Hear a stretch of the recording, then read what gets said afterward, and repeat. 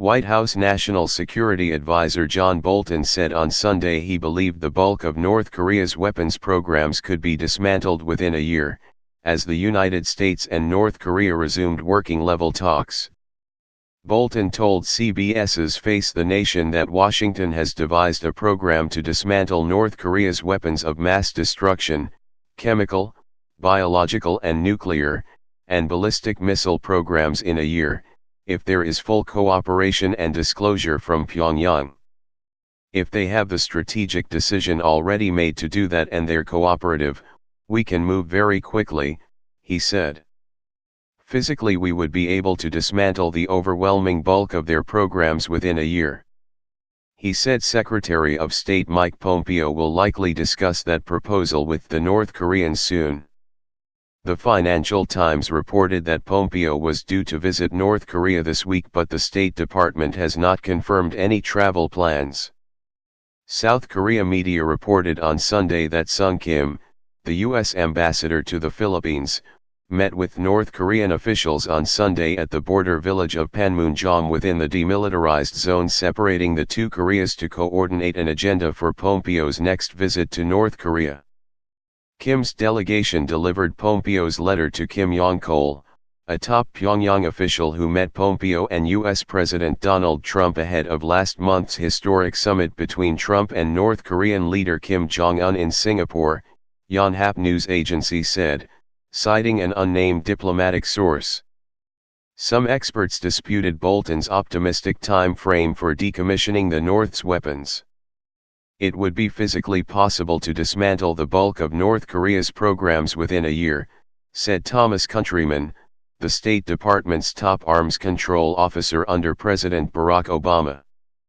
I do not believe it would be possible to verify full dismantlement within a year, nor have I yet seen evidence of a firm DPRK decision to undertake full dismantlement. North Korea is completing a major expansion of a key missile manufacturing plant, The Wall Street Journal reported on Sunday, citing researchers who have examined new satellite imagery from San Francisco-based Planet Labs Inc. Images analyzed by the Middlebury Institute of International Studies at Monterey, California show North Korea was finishing construction on the exterior of the plant around the time Kim Jong-un held a summit with Trump last month, the report said.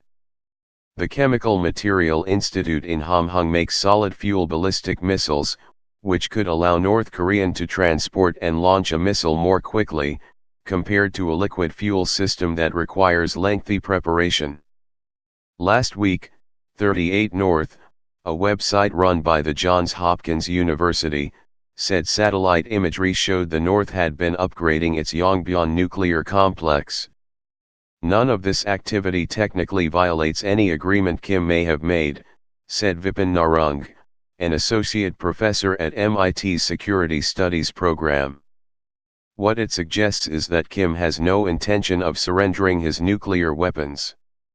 Kim agreed at the June 12 summit to work toward denuclearization of the Korean peninsula, but the joint statement released after the meeting gave no details on how or when Pyongyang might forsake its nuclear and missile programs. As negotiations progress, the North could try to trade sites and technology that have relatively low values in exchange for sanctions relief, while covertly operating facilities required to advance key capabilities, Narang said. It is perfectly rational for North Korea to shift the emphasis to developing solid fuel missiles now that it already has a suite of liquid fuel missiles to deter an attack, he said.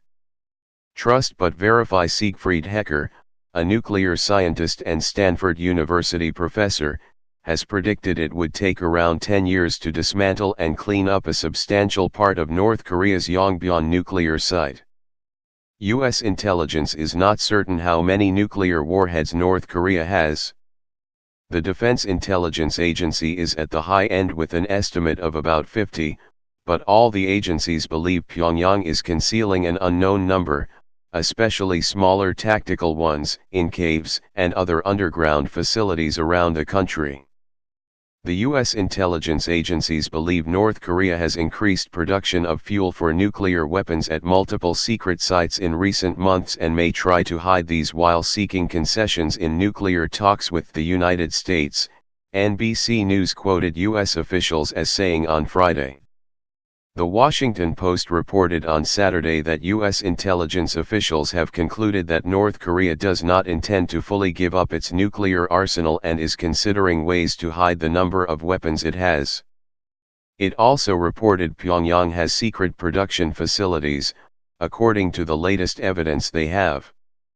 Bolton refused to comment on intelligence matters, but the United States was going into nuclear negotiations aware of Pyongyang's failure to live up to its promises in the past. "There's not any starry-eyed feeling among the group doing this," he said. "We're well aware of what the North Koreans have done in the past." Reporting by Duana Kayako in Washington and Hyun Hee Shin in Seoul, additional reporting by David Brunstrom, Lindsay Dunsmuir, Howard Schneider, John Walcott, Soyoung Kim, editing by Lisa Shoemaker, Nick Zeminski, Michael Perry, and Lincoln Feast.